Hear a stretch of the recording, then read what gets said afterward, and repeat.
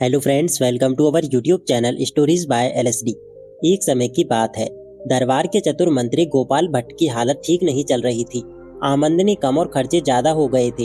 हालात ऐसे बने कि उन्हें सम्राट वीरेंद्र सिंह से कुछ धन उधार लेना पड़ा। धन लेते समय उन्होंने साफ शब्दों में भरोसा दिया कि जल्द ही पूरी राशि लौटा देंगे।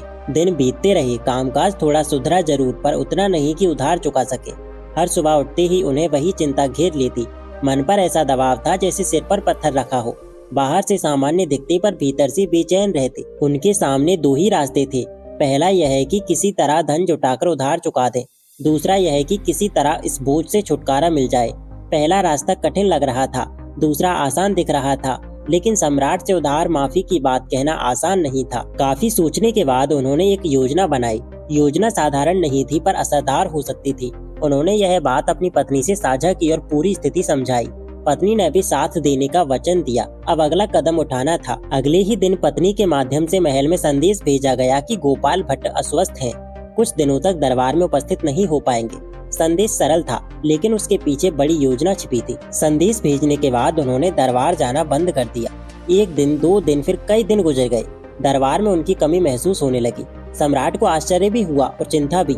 आखिर इतने दिनों से कोई खबर क्यों नहीं? सम्राट ने सोचा केवल संदेश से संतोष नहीं करना चाहिए, स्वयं जाकर हाल देखना उचित रहेगा।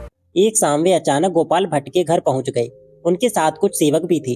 घर के बाहर हलचल हुई तो पत्नी समझ गई कि योजना का समय आ गया है। पत्नी ने भीतर जाकर संकेत दिया। गोपाल भट्ट तुरंत बिस्तर पर लेट गए और सिर तक चादर ओढ़ ली। कमरे का माहौल गंभीर बना दिया गया। सम्राट अंदर आए तो दृश्य बिल्कुल बीमारी जैसा दिख रहा था। सम्राट पास बैठे और कोमल स्वर में हाल पूछा। गोपाल भट्ट ने कोई उत्तर नहीं दिया। वे शांत पड़े रहे। तब पत्नी ने धीरे से कहना शुरू किया कि महाराज से लिया गया उधार उन्हें भीतर से तोड़ रहा है। पत्नी ने स्पष्ट कहा कि ये धन लौटाना चाहते हैं पर असमर्थ हैं। इसी चिंता ने इन्हें बीमार कर दिया है। रात भर जागते रहते हैं, दिन भर चुप रहते हैं। उधार का बोझ इनके मन पर भारी पड़ रहा है। सम्राट ने यह सुना तो वे कुछ क्षण सोच में पड़ गए। फिर बोले कि इतनी छोटी बात के लिए इतना कष्ट क्यों? स्वास्थ्य सबसे बड़ा धन है। यदि उधार ही कारण है तो उसे अभी समाप्त समझो। उन्होंने स्पष्ट शब्दों में कहा कि आज से यह ऋण समाप्त है।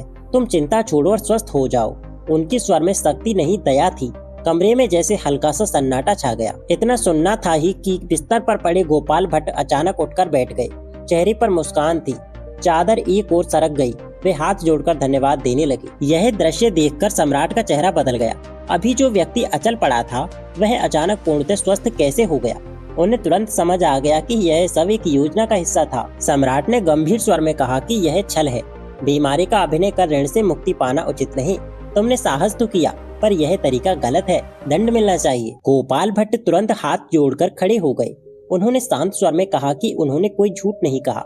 वे सचमुच बीमार थे, क्योंकि चिंता ने उन्हें अंदर से कमजोर कर दिया था। उन्होंने आगे कहा कि जैसे ही सम्राट ने ऋण समाप्त किया वैसे ही मन का बोझ उतर गया, और जब मन हल्का हो जाए तो शरीर स्वयं स्वस्थ महसूस करता है। उनकी बात सीधी थी पर प्रभावशाली थी। सम्राट कुछ क्षण उन्हें देखते रहे।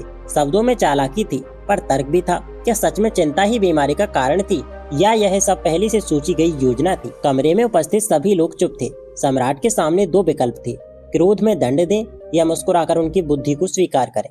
गोपाल भट्ट विनम्र खड़े रहे, सिर झुकाए। अंत में सम्राट के चेहरे पर हल्की मुस्कान आ गई। वे समझ चुके थे कि यह व्यक्ति केवल बुद्धिमान ही नहीं, मनोविज्ञान भी जानता है। ऋण तो समाप्त हो चुका था और साथ ही एक सीख भी मिल गई कि कभी कभी मन का बोझ ही सबसे बड़ा बोझ होता है।